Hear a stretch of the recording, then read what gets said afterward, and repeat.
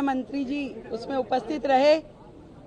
इससे पहले की सरकार का जो रवैया था कि छोटे छोटे विषय जो दिल्ली के लिए बड़ी बड़ी दिक्कत देने वाले थे और जितनी बार भी भारत सरकार के द्वारा डिटेलिंग मांगी गई, कभी भी दिल्ली की तत्कालिक सरकार के द्वारा सहयोग नहीं किया गया।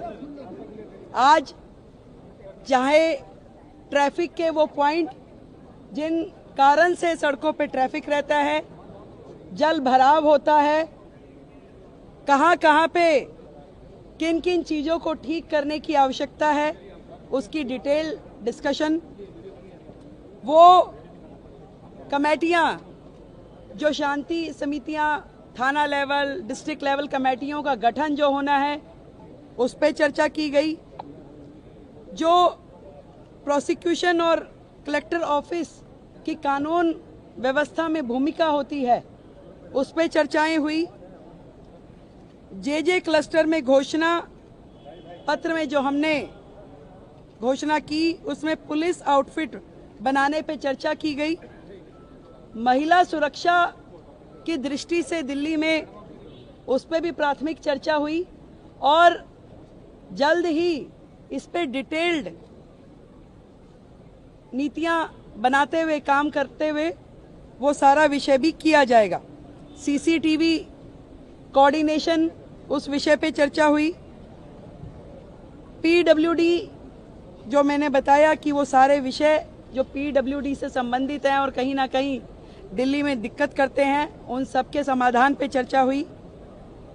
और राष्ट्रीय सुरक्षा और अंतर्राष्ट्रीय गैंग जिस प्रकार से दिल्ली की सुरक्षा व्यवस्था को के लिए दिक्कत है, उन सारे विषयों पे भी बहुत ही डिटेल्ड चर्चा हुई। मैं इतना कह सकती हूँ कि एक डबल इंजन की सरकार जिस तरीके से काम कर रही है बाकी राज्यों में भी, अब से दिल्ली में भी डबल इंजन की सरकार का एक अलग चेहरा नजर आएगा जनता को। और वो सारे विषय जो समन्वय के साथ में दिल्ली में समाधान होना चाहिए, उन विषयों का समाधान होगा और 100% सुरक्षा दिल्ली वासियों को दी जाएगी।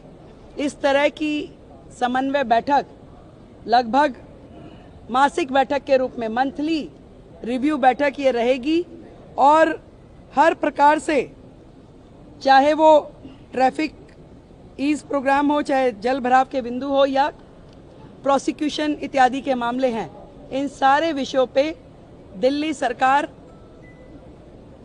केंद्र सरकार के साथ में मोदी जी के नेतृत्व में, आदरणीय गृह मंत्री जी के नेतृत्व में काम करेगी और दिल्ली को बेहतर व्यवस्थाएं